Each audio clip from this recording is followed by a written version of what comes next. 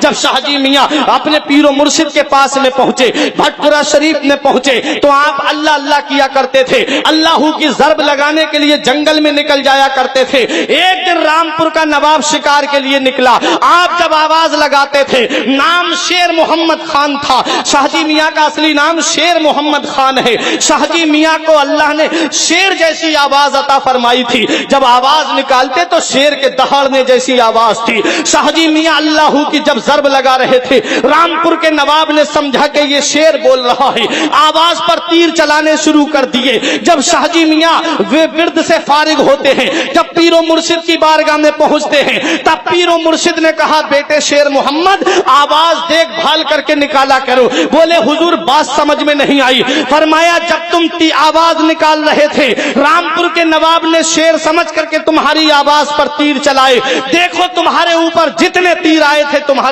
پیر نے سارے تیر اپنے دامن پہ لیے ہیں۔ سبحان اللہ سبحان اللہ، سارے تیر تمہارے پیر نے اپنے دامن پہ روکے ہیں۔ پیر ایسا پاورفل ہونا چاہیے، مرید پر جب بھی کوئی معاملہ آئے تو پیر آ جائے اپنے مرید کو بچانے کے لیے، پیر آ جائے اپنے مرید کی سپورٹ کے لیے۔ یہ شاہ جی محمد شیر میاں ہے۔ تاریخ ہمیں یہ پیغام دیتی ہے، پیلی بھیت شریف کی سرزمین پر حضور حافظ شاہ جمال اللہ، حضور شاہ درگاہی اور ایک اور اللہ کے ولی جامع مسجد میں بیٹھے ہوئے تھے پیلی بھیت کی۔ آپ نے دیکھا شاہ جی میاں کے جو دادا یا والد جب ایک حجرے کے اندر حمام کے اندر جاتے ہیں، اس کے اندر سے دیکھا کہ مسجد میں ایک شیر ٹہل رہا ہے۔ لوگ حیرت میں پڑ گئے کہ یہ شیر مسجد میں کہاں سے آ گیا۔ لوگ اپنے اپنے گھر سے لاٹھی ڈنڈے لے کر کے آئے، پھر وہ شیر حمام کی طرف چلا گیا، غسل خانے کی اندر چلا گیا۔ تھوڑی دیر کے بعد اس کے اندر سے ایک بزرگ نکلتے ہیں، حضور شاہ جی میاں کے دادا یا شاہ جی میاں کے والد جب اس سے باہر نکلتے ہیں، تب پیلی بھیت والوں نے سمجھا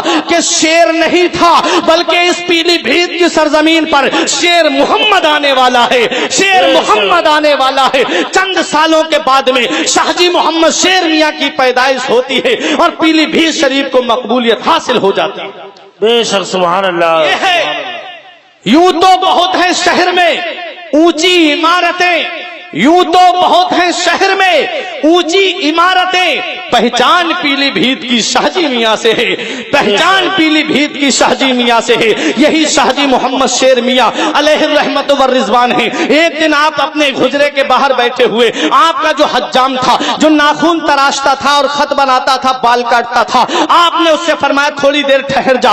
آپ حجرے کے اندر جاتے ہیں، باہر تشریف لاتے ہیں، کیا دیکھا آپ کے تہبند شریف سے پانی ٹپک رہا تھا، آپ کے کاندھے پر خون کا نشان تھا، خون چھلک رہا تھا۔ حجام دیکھ کر کے حیرت میں پڑ گیا، لیکن ڈر کی وجہ سے کچھ پوچھ نہیں پایا شاہ جی میاں سے۔ شاہ جی میاں نے خط بنوائی، وہ اس نے تاریخ نوٹ کر لی، وقت نوٹ کر لیا۔